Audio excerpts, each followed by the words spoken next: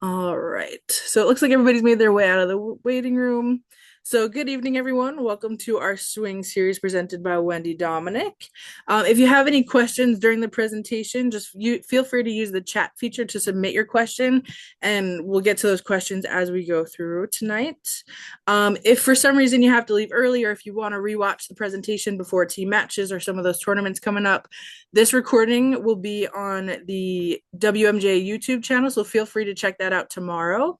If you have any questions after the presentation, or you still have some confusion, or you think of something during the season, feel free to email the rules@wmj.com email, and we'll make sure to get that question answered for you. And then if you submitted a question prior to today, you are entered for a WMJ swag giveaway, so make sure to hang out till the end of the meeting. But with that, I'm going to pass it off to you, Wendy, to get us started. Okay, thank you, Aaron.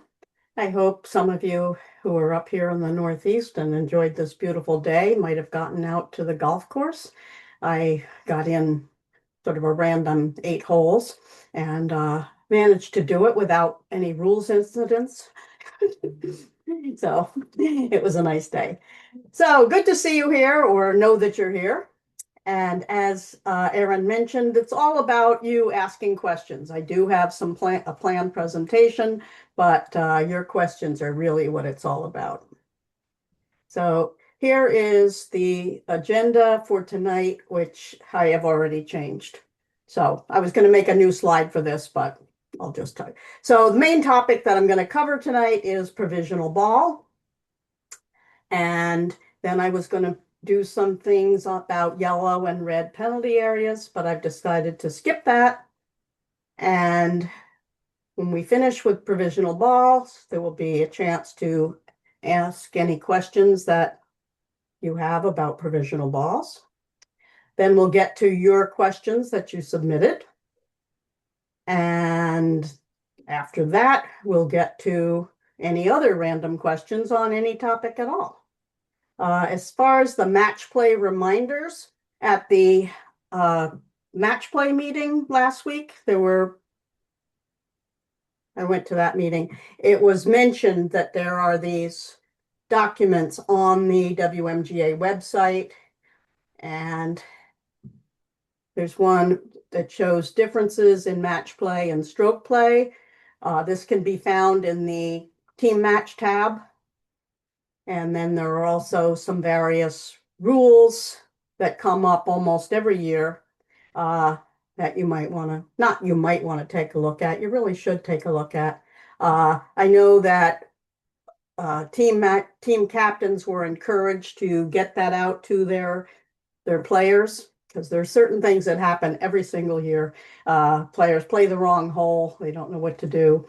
I get phone calls and so on. So some of the common things that happen. So we'll just jump right in now and go to provisional ball. 99.9% of the time when anyone plays a provisional, there is no problem at all. Everybody, you either find the original or you don't. End of story. But there are a few little tweaks and things that I'll be covering that you never know. So the purpose of a provisional ball is to save time. That's all it is. If your ball is found out of bounds or it's lost, you are going to need to go back to where you were and play again. If it was from the tee, you go back to the tee. If it was anywhere else, you go back where it was and play again. And that takes time. So the only purpose of a provisional is to save some time. I'll be going over when you can and can't play a provisional, how you must announce that you're playing a provisional, order of play, and then we'll get into when the provisional becomes the ball in play and when it must be abandoned. Most of the time, that's as easy as can be, but there are always a couple of little questions that come up about that. And then we'll have some real fun with playing more than one provisional ball. And then some what ifs. And while I'm going along, if you have any what ifs, by all means, type those into the chat box. So when can you play a provisional? Well, if your ball might be lost anywhere on the course except in a penalty area. And this is important. I'll get to that. So can be in a bunker, can be in the woods, in a bush, anywhere at all. You except when it's known it's in a penalty area, you may play a provisional. If a ball might be in a penalty area, but it might be somewhere else, it's okay to play a provisional. So that's if you absolutely know that your ball flew into that pond, you saw the splash, there's no question, it's in a penalty area, the penalty area rules will apply to that. And so you may not play a provisional. If you did, it wouldn't actually be a provisional. That would be your ball in play. And that would mean that you'd lose the opportunity to take penalty area relief, which might be better than playing again, say, from the tee. So that's important to know that you may not play a provisional if it's known that your ball is in a penalty area. If when your original ball might be out of bounds, you should play a provisional. When your ball might be lost in a penalty area or it might be out of bounds. So as long as it might be out of bounds, it's okay to play a provisional, even though it could also be in a penalty area. Sometimes penalty areas are right near out of bounds. And you can also play a provisional if the original has not been found yet, but it's not yet lost. Now, what does that mean?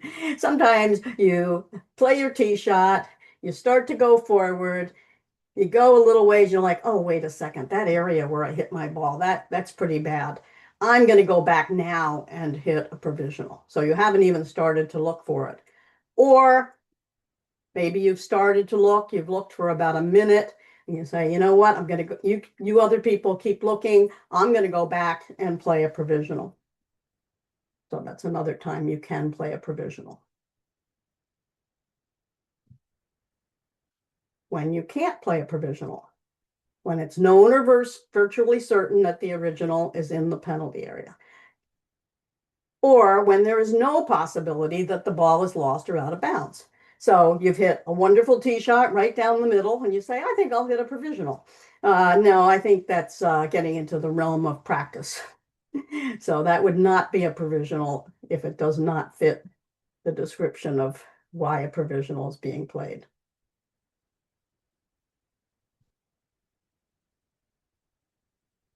So announcing the play of a provisional is really important. So here are just a few of the things that you could say that make it clear that you're playing a provisional. You could say, I'm playing a ball under Rule 18.3. That's never happened, but it's always used as an example in various workshops. The most common, of course, and I don't know why anybody would say anything different, I'll play a provisional. And it's also okay to say, I'll play another just in case. By saying just in case, you're showing that it's in case it's lost. Not okay. That's gone. I'm going to play another.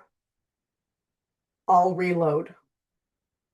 Because, you can play again. Let's just, for most of these examples I'm going to give, well, let's just assume it's from the tee. It doesn't have to be. It's perfectly okay to not play a provisional. You see that your ball is so deep in the woods, you have no intention of even looking for it. So you might just say that's gone and tee up another. But you can't say that's gone and tee up another and then decide that later on you go, oh no, that was a provisional. So if an acceptable announcement is not made, the ball you hit without calling it a provisional is the ball in play under penalty of stroke and distance. So if it was from the tee, you would be lying 3.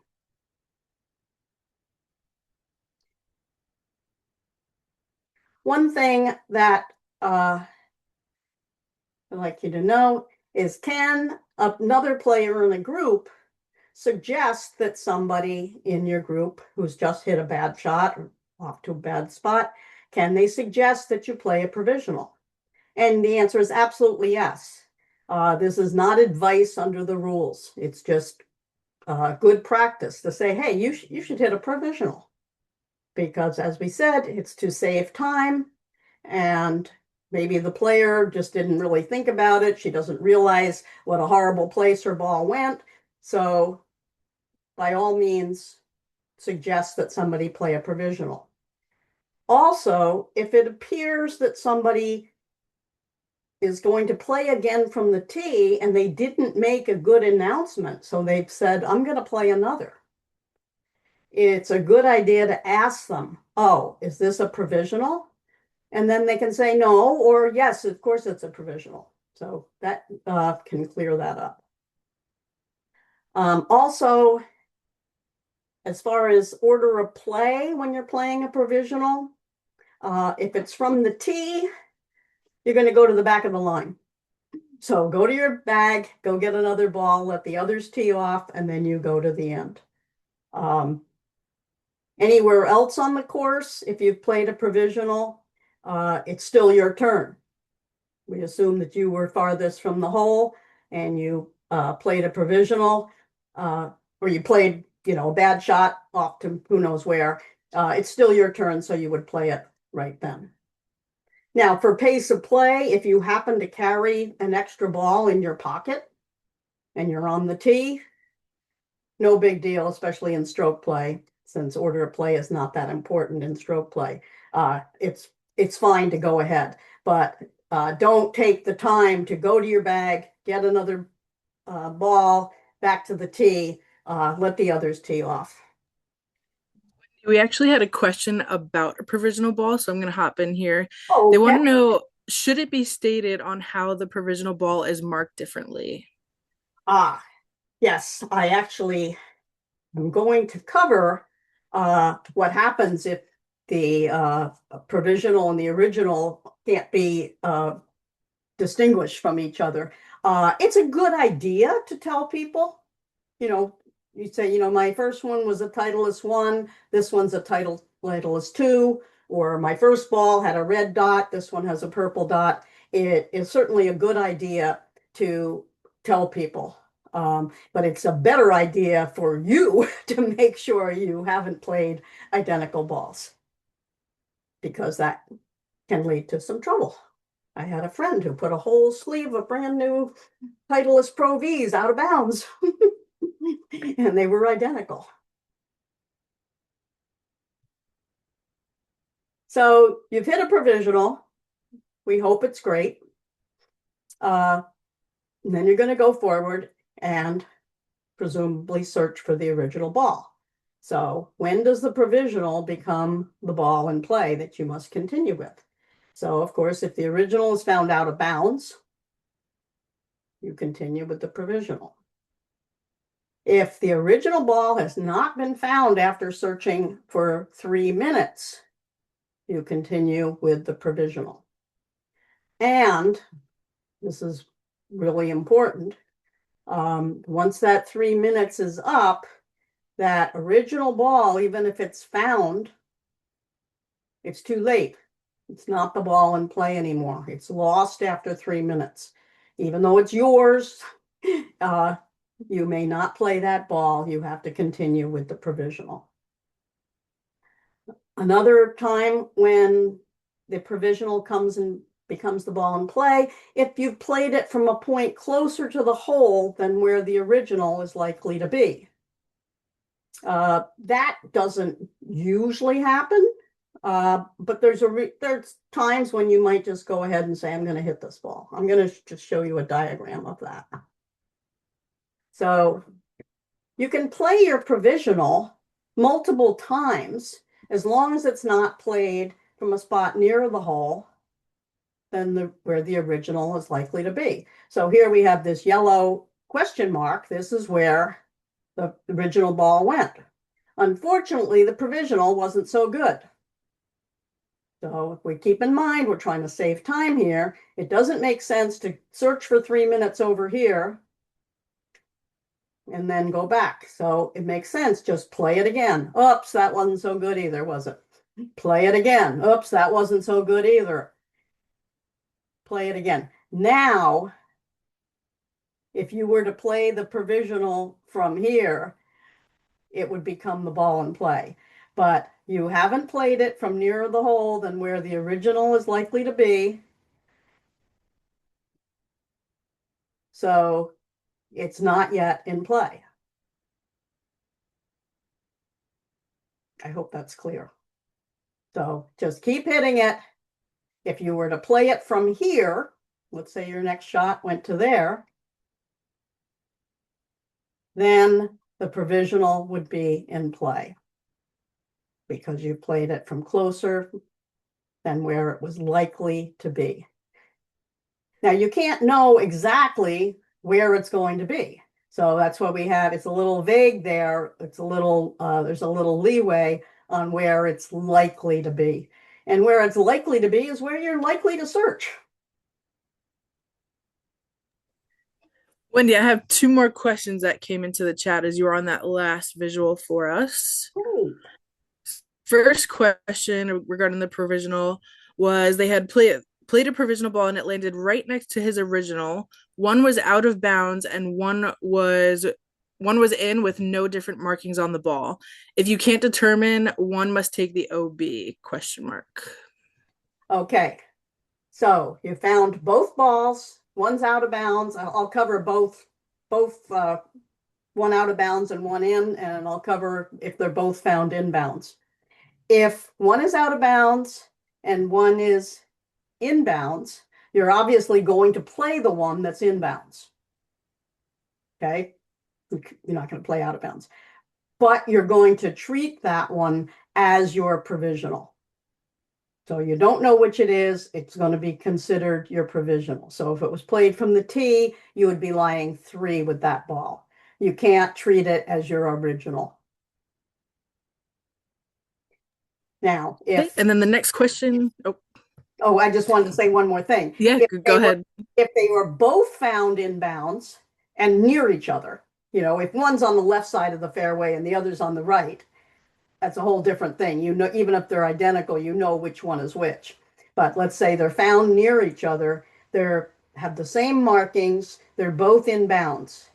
Then you get to choose which one you want to play, but you treat it as your provisional. Okay. And then the next question on provisionals was if you find the first ball, can you still play it? If you find, still play it. The first ball. So the original ball, can you still play it? You can Yep. only if you find it within 3 minutes of beginning your search. If you searched, this person might want to type in some more info. Yeah, she was talking about the scenario that you showed earlier where you hit the provisional 3 times. Oh, okay. This one.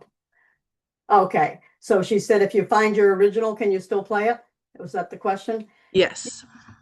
Yeah. The only time in this particular scenario that the provisional ball wasn't played from nearer the hole than the original at all. So you can hit it, hit it, hit it, hit it, find this and play it.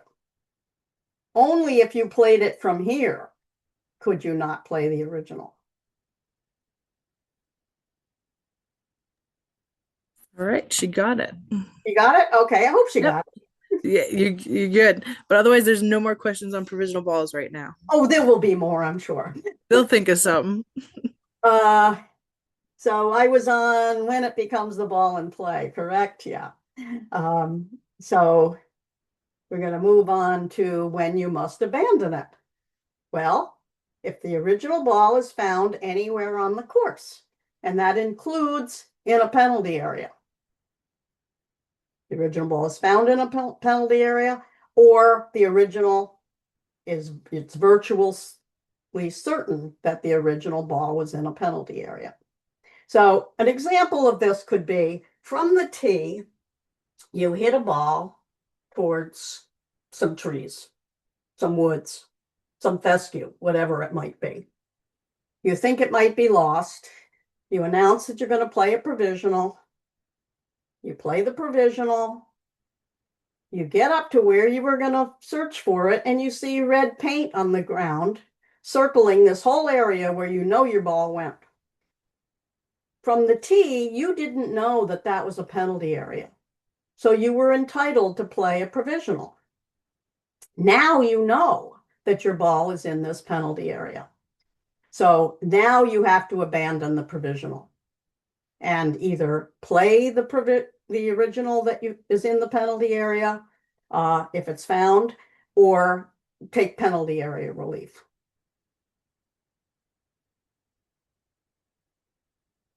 Questions? Just keep in mind with the penalty area, the penalty area procedures take care of balls that are in penalty areas, so you don't need a provisional for them. Now we have some what ifs. Oh, there was one other thing I wanted to mention when we were talking about searching for your ball. So let's just say you hit your ball to here, and as you're walking along, or you hit this great provisional, you might decide that you don't want to find your original. Let's just say your provisional, forget those bad shots. Your provisional was great. As we know, they usually are, aren't they? So you say, I don't even want to find that. Now, you've probably heard people who say, I'm declaring that lost. Well, you can't declare a ball lost. You can say those words, but they have no meaning at all in the rules of golf. What you can do is ask people not to look for it, or you can rush up ahead and play a ball from closer to the hole than where it's likely to be. That will put your provisional in play. If you ask people not to search for it, they still could search for it, but you probably won't want to be playing with them much anymore. Most people are pretty good about that. If you make it clear you don't want to search, but they can.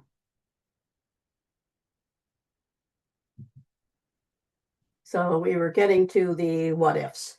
I think I've covered, you find your original ball in a penalty area. That's the ball in play. Take penalty area relief or play it from the penalty area. Now, you find your original, but it's unplayable. Nope. That's your ball in play. You found your original ball. The provisional ball must be abandoned. It might be great. It might be in the middle of the fairway. Your unplayable ball is a mess. Too bad. You found it. Deal with it. Try to hit it. Take an unplayable, whatever you want to do. As I just mentioned, you don't want to find your original. You don't have to search for it.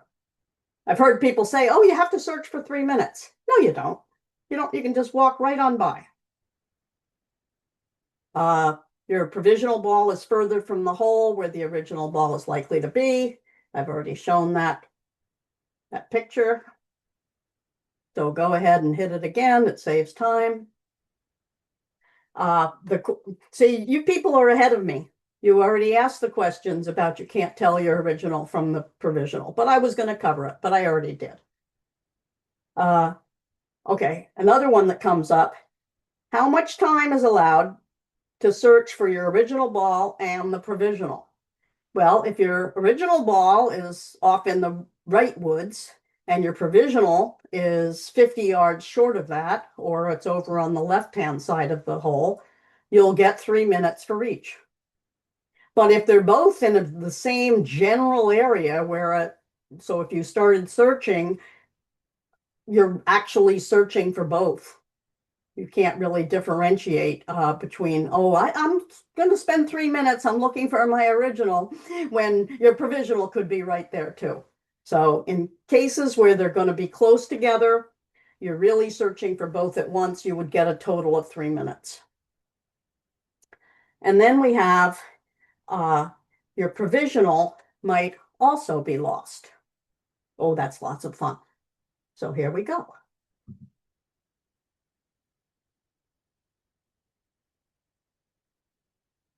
This next bit might give you a bit of a headache, so that's we have some aspirin. I'll try to keep it short and simple. I just want you to be aware of a couple of potential red flags.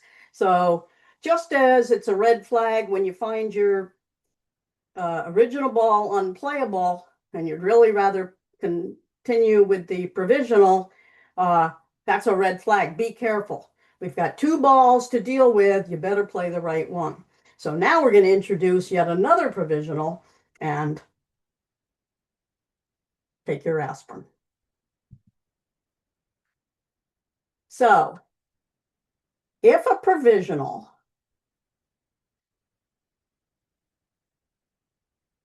might be lost outside a penalty area or might be out of bounds, the player may play another provisional ball. That provisional ball then has the same relationship to the first provisional ball as the first one has to the original ball. Now that's a bit of a mouthful. And the easiest way to think about it is it's a provisional for a provisional. So we know how to deal with the first provisional. Now you're just playing one for the provisional. And you must also announce this properly. So you have to say that it's another provisional.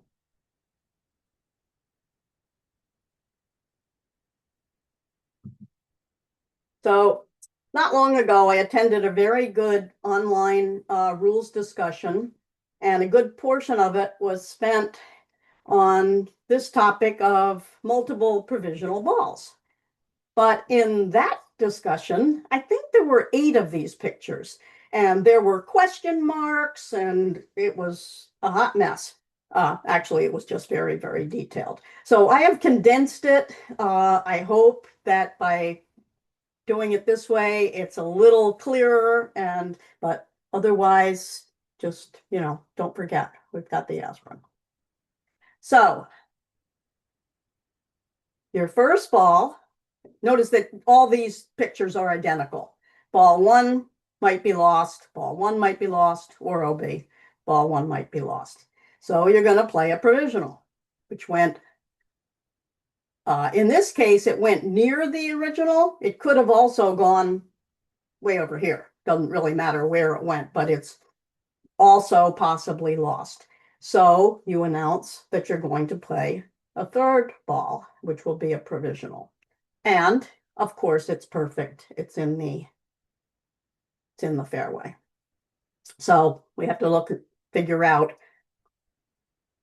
you got to play the right ball. Of course, you're going to hope you're going to find the first ball, but let's take a look at what happens. So before you've even started to search, we've got the one that might be lost, the provisional that might be lost, and ball 3, which is great.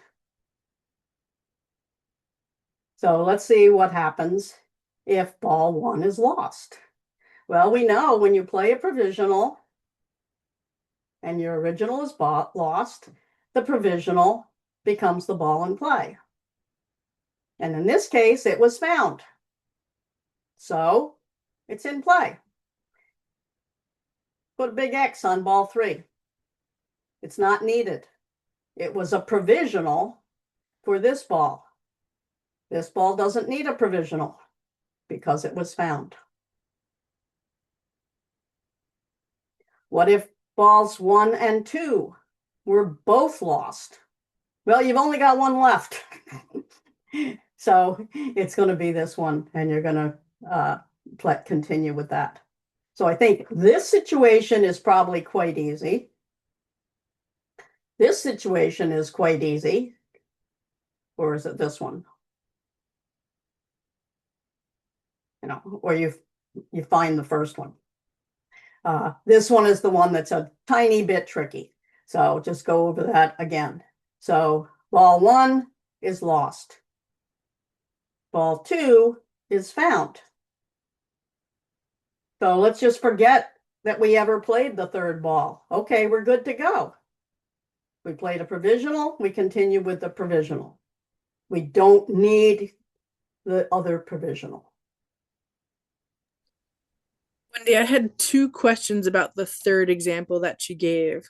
So if you're playing ball three, what are you lying from the tee? So if you could just go over scenario number three Yes. really quick. Yeah, so you would lie five. So if you in this situation, the only one that's found is three. So ball one,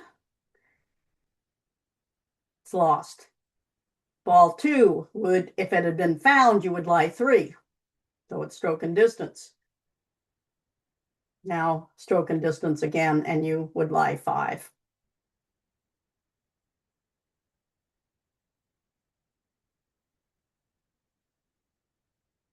I know it's a little confusing, but I don't know that I've ever been in a situation where somebody had to play two provisionals.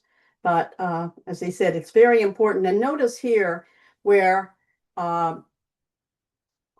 it mentions that this is a wrong ball, and this is a wrong ball, and this is a wrong ball, and this is a wrong ball. It's hard to sometimes understand that, it's your ball. It's your Titleist number two with your red dot. You took it out of your bag. How can it be a wrong ball? We tend to think of wrong balls as stray balls that we've played or somebody else's ball in our group. But if it's not the one that's the ball in play, it becomes a wrong ball. And that's why when multiple balls are involved, it's really important that you just sort of stop and think and say, well, okay, which one am I supposed to play?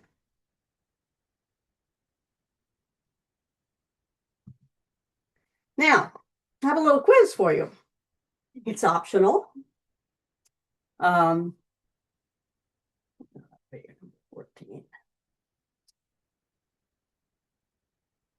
I'm going to read the question, and if you want, you can just think it in your head what answer you would give, or you can enter it in the chat just by number, and then Aaron will kind of let us know how people are answering. But this is what I've just been over, so I hope it's more a test for me to see how did I do? Did I make it clear to you? So a player hits their tee shot and watches it fly deep into a heavily wooded area and is unable to tell where the ball may have come to rest in there. The player declares and hits a provisional ball which goes down the middle of the fairway, which they do all the time. As the player arrives to begin to search for the original ball, they find that this wooded area is marked as a red penalty area, which they were unaware of when they were on the tee. The player is not able to locate the original ball within 3 minutes, but we know it's in that penalty area. So what is the ruling? So choice A is the player may take penalty relief for the original ball that is known to be in the penalty area or continue play with the provisional. Or B, player A, I don't know why it's the only player we're talking about. The player must abandon the original ball and continue play with the provisional. Or C, the player must take penalty area relief for the original ball and abandon the provisional. Or the player must abandon both balls and take stroke and distance relief. I'm wishing you good luck. I think you can do this. The answers are coming in. I'm getting a lot of C. I had a couple of B's in there, but majority is going with the answer C. Okay. The answer is C. So it's known that the ball is in the penalty area. The player was entitled, based on what they knew from the tee, to play a provisional. It's determined that the original ball is in the penalty area. And as we know, when you find the original ball or it's known to be in the penalty area, then you have to abandon the provisional. So the answer is C. So I'm pleased that most of you got it correct. Those who didn't, um, I hold remedial classes tomorrow morning.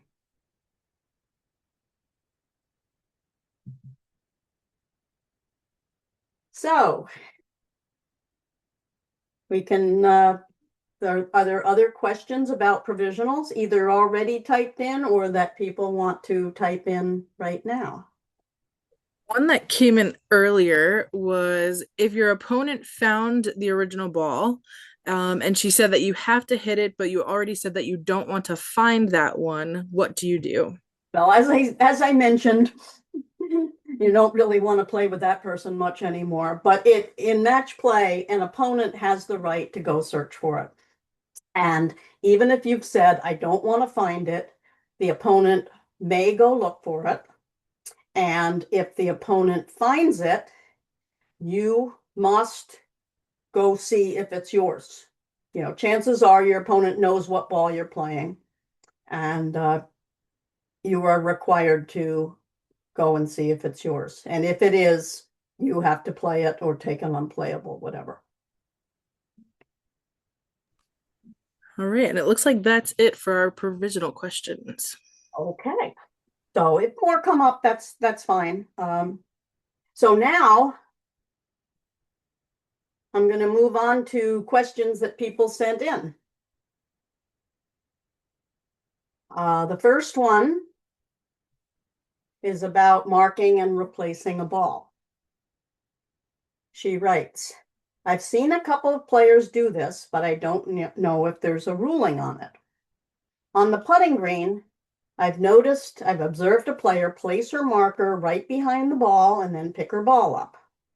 When the player places the ball back down, she places the ball further ahead, closer to the hole by about 2 inches.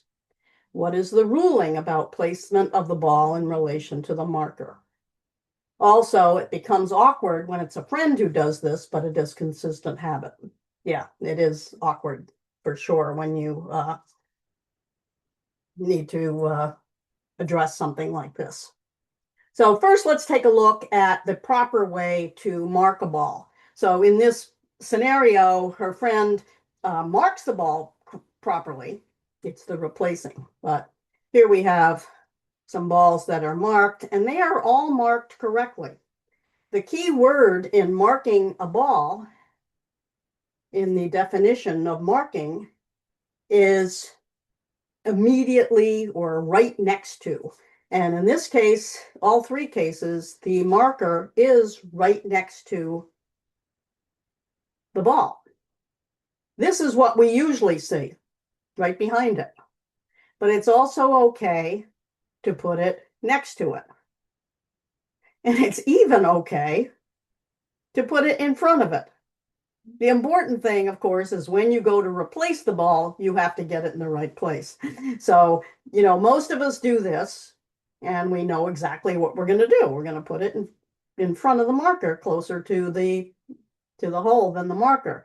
I one time, I think last summer, I played with a woman who most of the time seemed to mark it to the side.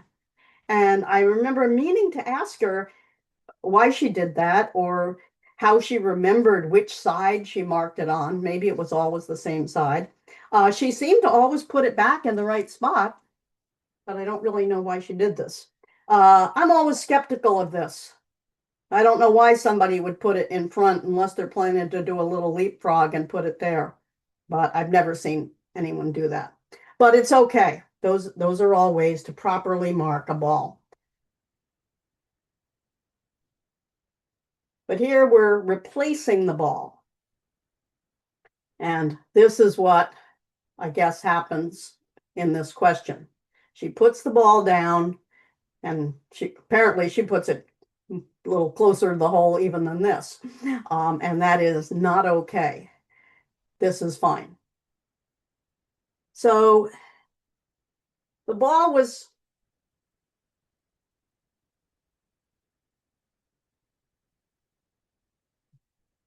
correctly marked, but not correctly replaced.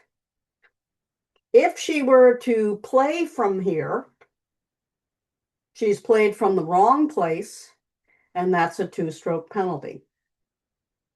So the question is,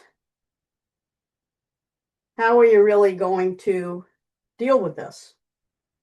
That's not really my area of expertise, but I can tell you what, you might try. Um, if you noticed that she put the ball down ahead of the marker, you could, before she picks up the marker, if you said, oh, you know what, you put that closer to the hole, you have to put it right next to your marker. If you can manage to do that before she picks up the marker, it's quite clear what she's done. And you can just say, just put it back where it's supposed to be, and there would be no penalty, as long as you get it to the right spot. Even if she picks up the marker, maybe you weren't fast enough to say, hey, you didn't put that in the right spot. If you were to say to her, I just noticed you put the ball closer to the hole than you should have. You really have to put it right by the marker. If she believes you, she could say, oh, I wasn't aware of that. She could pick up her ball, move it back that inch or two, and there would be no penalty. She's replaced it correctly where it was. Definitely an awkward situation, but it happens.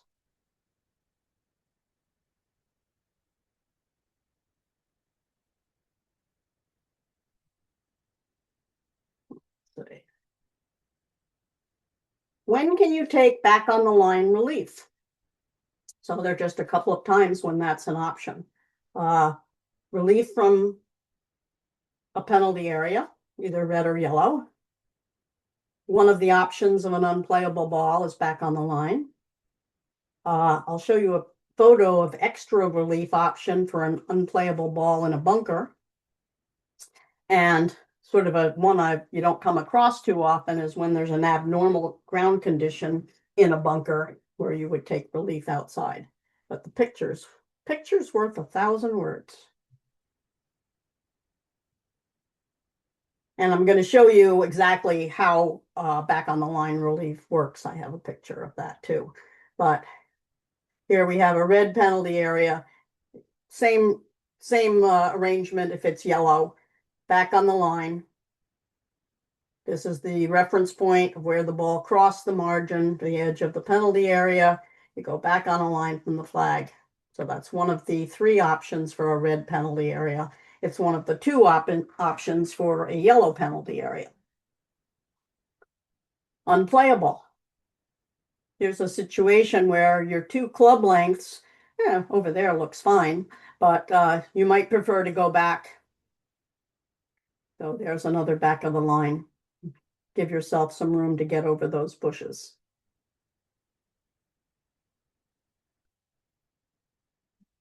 So this rule was, I think, introduced in 2019. It gives you an extra option to get out of a bunker.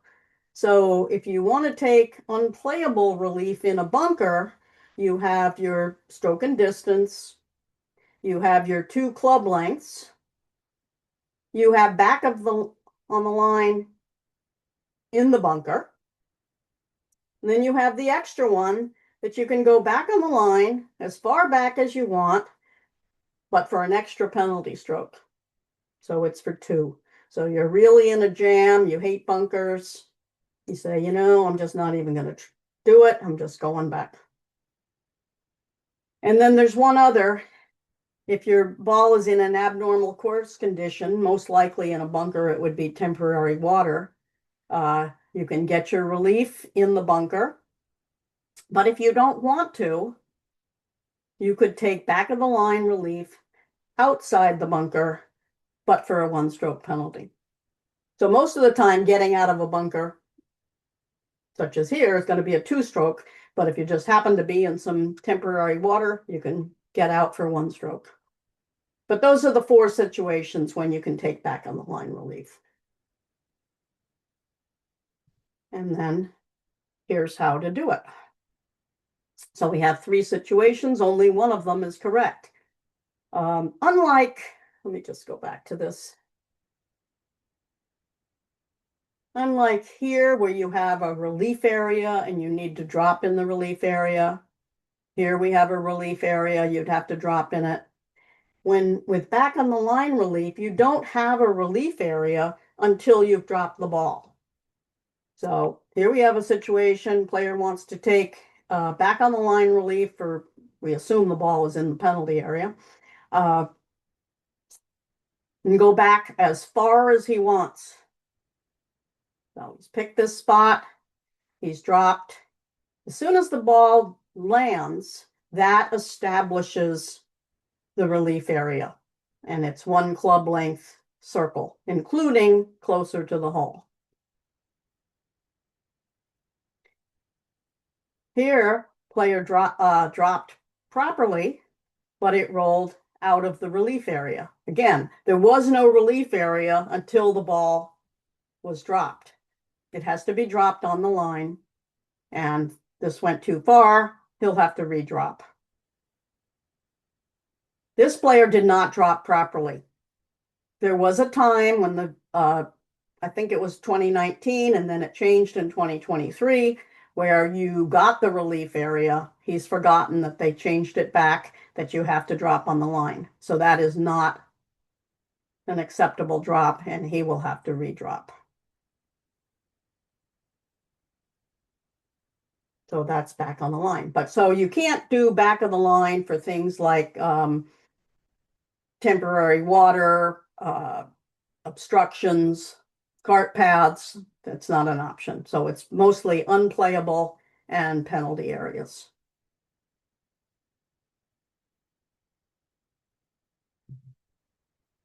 Had a question about practice. Can you go over the rules of practicing during a tournament in stroke play and match play? It has come up a few times.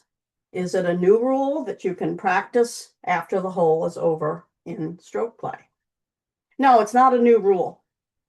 You have been able to practice on or near the putting green of the hole you've just finished in both match play and stroke play, as long as you do not delay play. It's often thought that it's not allowed because the PGA Tour does not allow it. So by local rule, a local rule can change that for either match play or stroke play. But if there is no local rule prohibiting it, you can go ahead and practice. You've missed a putt, you want to try it again, or it's the first hole of a match and your opponent clearly lost the hole, concedes the hole to you. You'd like to practice, you want to practice putt, so you go ahead and do it as long as you're not holding up play. You will see players playing the Ryder Cup who will practice, and sometimes the announcers get it wrong and they forget that this isn't the PGA Tour tournament. US Open allows it. So it's nothing new. It's been allowed.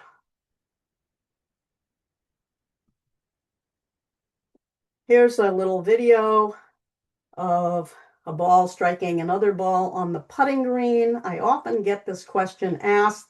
People get confused on who gets the penalty.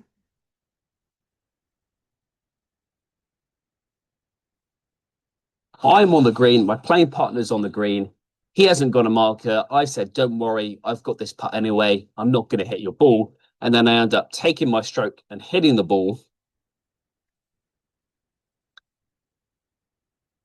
And my ball has just clattered into his ball. Because both of our balls were on the green before any stroke was made, then I have to take a 2-shot penalty.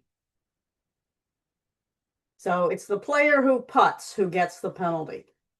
Keep in mind, this player could have and should have, in this case, asked his playing partner to mark the ball. So it was his fault. In match play, there is no penalty. In match play, it's only between two of you. Either one can ask the other to mark the ball.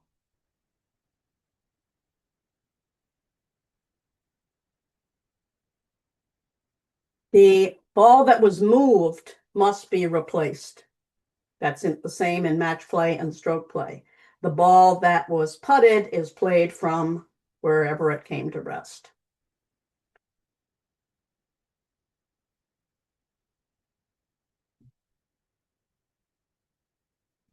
And here's another one that I see quite a bit.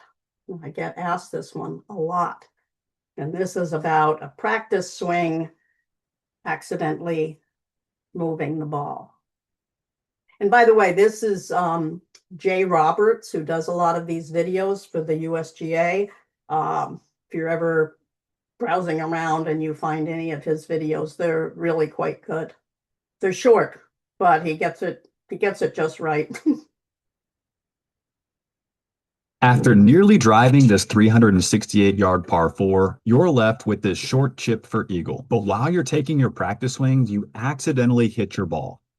Because golf is about playing it as it lies, you need to be careful around your ball, because if you lift it when you're not allowed to, deliberately touch it, or cause it to move, it's a one-stroke penalty and you must replace the ball. So even though it was a complete accident, because your actions caused the ball to move, it is a one-stroke penalty and the ball must be replaced. But do keep in mind that there is no penalty when this happens in the teeing area or on the putting green. What is often misunderstood is when the rules changes, particularly in 2023, there were some interim ones in 2029, which gave us a lot of freedom on the putting green to accidentally move our balls without penalty.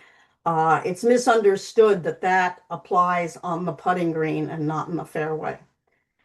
This particular shot, it was just a little chip shot. I've seen people take a full swing with a full practice swing with a 3-wood and their ball goes 50 yards, usually not in the direction they want it to go. But that was not an intentional stroke. So it's no different than if you had accidentally kicked the ball. It's a one-stroke penalty and it must be replaced.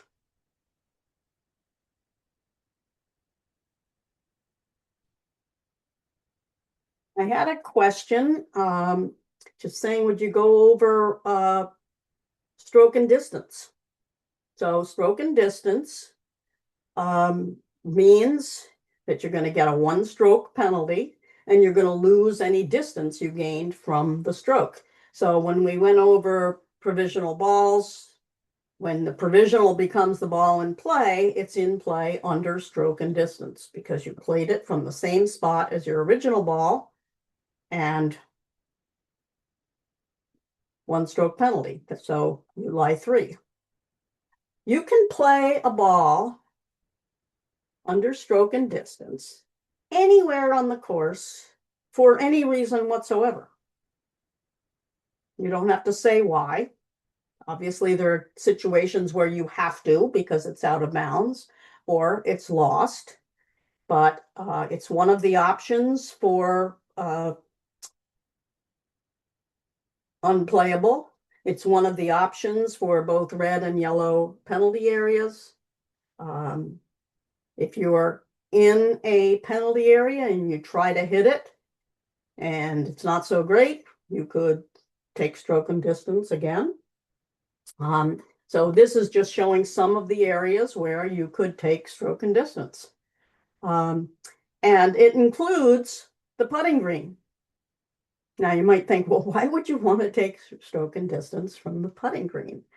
Well, the Masters is coming up, and I'm sure some of you, if you're a Masters fan the way I am, the 13th hole and the 15th hole, they're both the par 3s. One has the raised creek, I think, and the other one has a little pond. And of course, the players are trying to go for the green in 2, and they often go over the green or to the back part of the green. And those greens are slick. Balls get putted into the water. And player could take stroke and distance rather because they'd have to go back over to the other side of the pond or the stream, or they can just place the ball back on the green and give it another go with a one-stroke penalty. There's really not much more to it. Oh, except that I was curious. I don't know. I'm going to have to email whoever. I don't know who submitted the question asking me about stroke and distance. But she asked, how often can you do that during a round? And I thought, well, maybe I don't know what the story is. As many times as you want to or you have to. And you may substitute in all of those examples a different ball if you're taking stroke and distance. And speaking of substituting, that was our next question.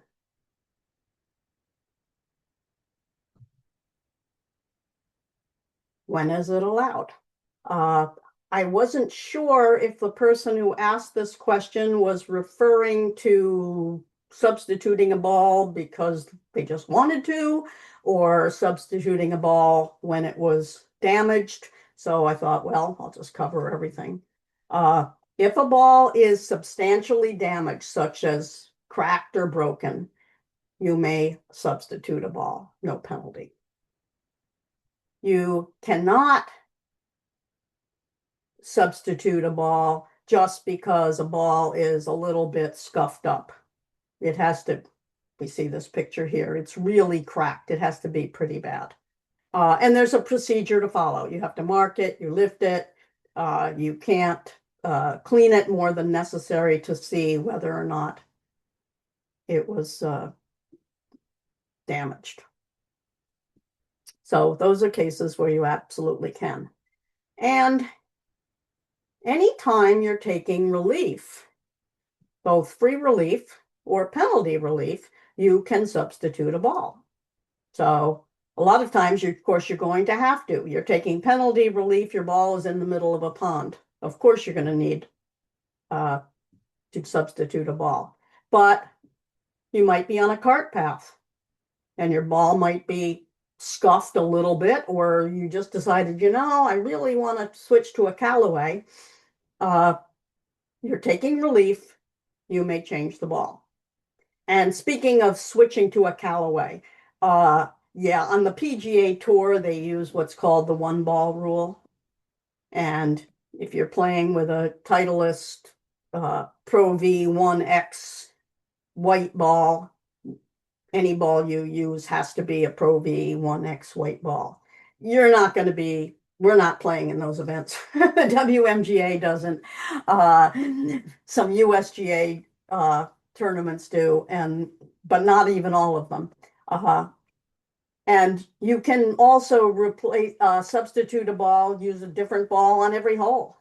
So no, not in the middle of a hole, but you were late to the tee or in a hurry on the tee, and you just grabbed the ball, and then you get to the second hole and you're like, no, now I want to use a Titleist. You can use a different ball.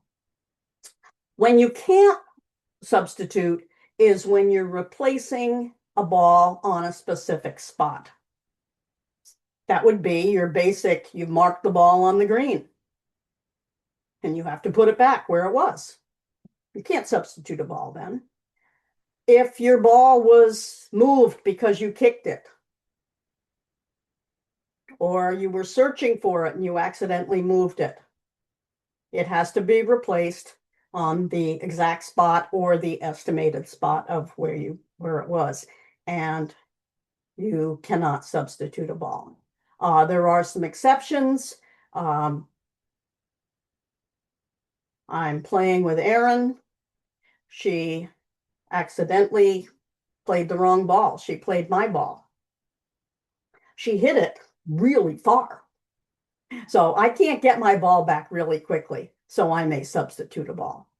A dog runs off with my ball.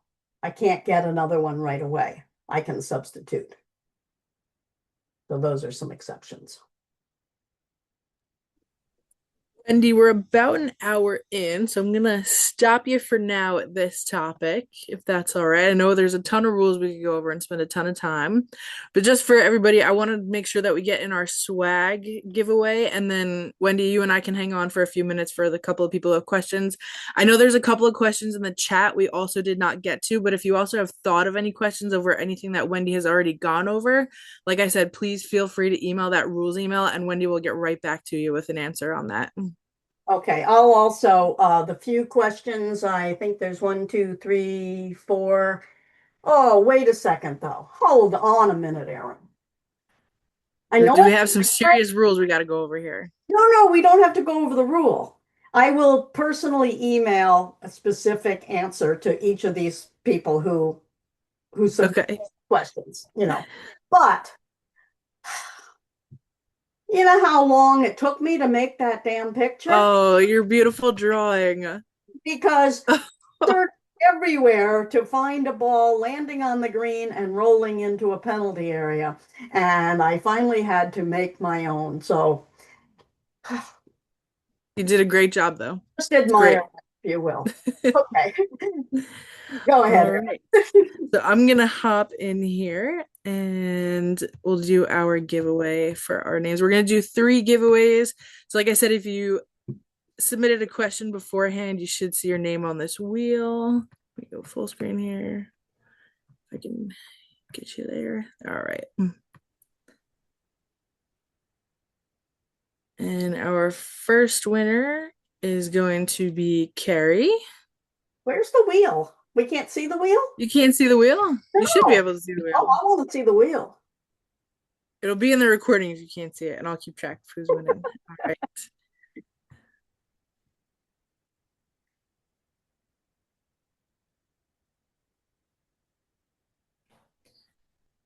Audrey, you're going to have some swag coming your way. And our final giveaway winner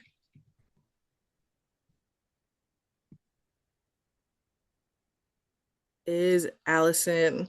So the office will reach out to you and we'll send over that swag to you. All right. But otherwise, that is all we have for tonight. Like I said, if you have any questions, Wendy and I can hang around for a few minutes, or you can feel free to email that rules@wmj.com email, or check out the recording to rewatch everything that we went over tonight tomorrow on the YouTube channel. Okay, well, thank you everybody for your questions. It was fun for me. I hope whenever I've been to a USGA workshop and I talk to other people who have been to many of them, they always say, if you learn one new thing that you didn't know before, it was probably worth it. So I hoped everybody learned one new thing.